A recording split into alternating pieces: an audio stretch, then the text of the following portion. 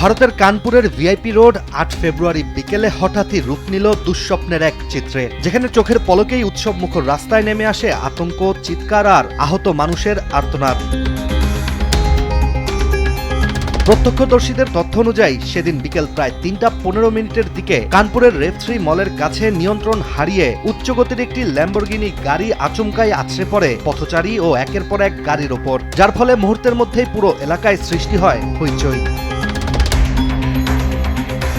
ভারতের স্থানীয় গণমাধ্যম থেকে জানা যায়, বাংলাদেশি মুদ্রায় প্রায় ১২ কোটি টাকা মূল্যের বিলাসবহুল গাড়িটি ছিল ল্যাম্বরগিনি রেপুয়েল্টো, যেটি চালাচ্ছিলেন ভারতের অন্যতম তামাক ব্যবসায়ী কে মিশ্রার ছেলে শিবম মিশ্রা।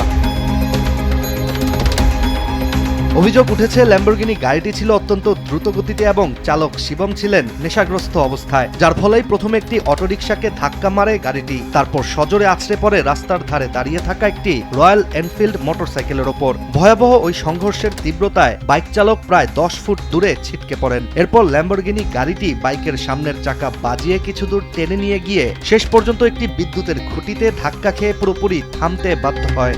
একমাত্র আরএফএল ক্লাস পাইপ নিশ্চিত করে প্রতি ইঞ্চিতে সঠিক থিকনেস ও সঠিক মাপ। পাইপের বস, না কিনলে লস। দিনে দুপুরে ভয়াবহ ওই ঘটনায় অন্তত ৬ জন গুরুতরভাবে আহত হয়েছেন, যাদের মধ্যে একজন ব্যক্তি স্থানীয় গণমাধ্যমকে জানিয়েছেন তিনি রাস্তার পাশে নিজের পার্ক করা বাইকের কাছেই দাঁড়িয়েছিলেন, কিন্তু হঠাৎই গাড়িটি এসে তাকে আঘাত করে। এছাড়া অন্য আহতদের শরীরেও ফ্র্যাকচার ও গভীর আঘাতের চিহ্ন রয়েছে। हम खड़े हुए थे, अपने मित्र का इंतजार कर रहे थे। हमारे दोस्त को थोड़ा सा वक्त हो गया आने में, उतने में ये कार आ रही थी, एक्सीडेंट हो गया। पहले बिलर पे टक्कर पड़ी, उसके बाद फिर मेरे टक्कर पड़ी है। এদিকে সবচেয়ে চাঞ্চল্যকর অভিযোগ উঠেছে, দুর্ঘটনার পর গাড়ি থামিয়ে সাহায্য করার বদলে নাকি শিবম মিশ্রা ঘটনাস্থল থেকে পালানোর চেষ্টা করেন। তার সঙ্গে থাকা দেহরক্ষীরা অন্য একটি গাড়িতে এসে তাকে আড়াল করার চেষ্টা করেছিলেন।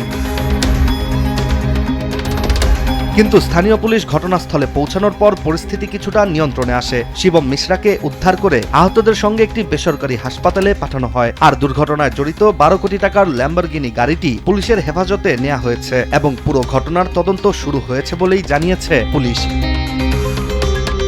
ইশতিয়াক হোসেন, দেশ টিভি।